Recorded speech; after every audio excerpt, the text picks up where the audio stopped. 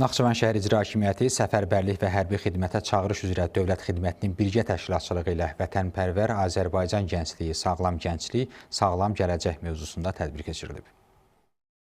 Əvvəlcə ümummilli lider Heydər Əliyevin və Azərbaycanın müstəqilliyi, ərazi bütövlüyü və suverenliyi uğrunda canlarından keçmiş şəhidlərin əziz xatirəsi bir dəqiqəlik sükutla yad edilib, dövlət himni səsləndirilib.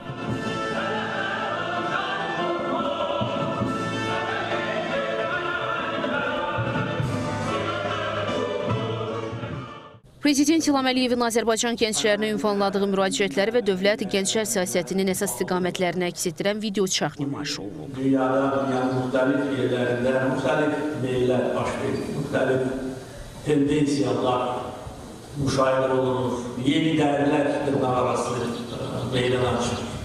Biz isə ənənəvi dəyərlərə sadiq qalaraq öz gələcəyimizi çox möhkəm milli mənəvi təməl üzərində qurulur. Naxçıvan şəhər İcra Hakimiyyəti başçısının müavini Gülxanım Orucova çıxışında bildirib ki, ölkəmizdə həyata keçirilən uğurlu dövlət gənclər siyasəti nəticəsində Azərbaycan gəncliyi hər tərəfli inkişaf edir, milli mənəvi dəyərlərə bağlı, yüksək vətənpərvərlik ruhuna malik və sağlam düşüncəli bir nəsil kimi formalaşır. Vurğulanıb ki, gənclərin fiziki sağlamlığı ilə yanaşı onların ideoloji baxımdan düzgün istiqamətləndirilməsi, milli ruhda tərbiyə olunması dövlətin prioritet istiqamətlərindəndir.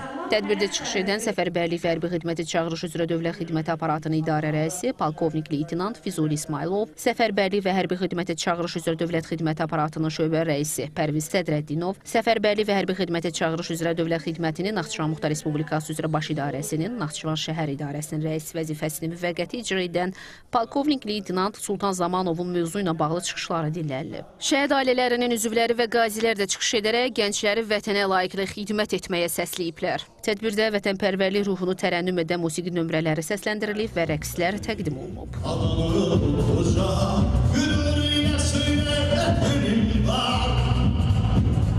Bir karış torpağım olacak, için oğul vətəni koruyar.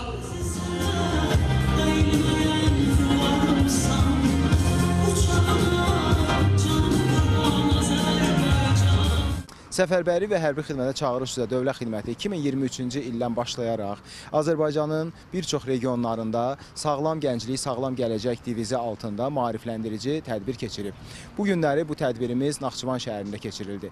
Aprel ayı çağırış ayı olduğu üçün ilk öncə həqiqi hərbi xidmətə yola düşən çağırışçıları təntənəli şəkildə hərbi xidmətə yola saldıq.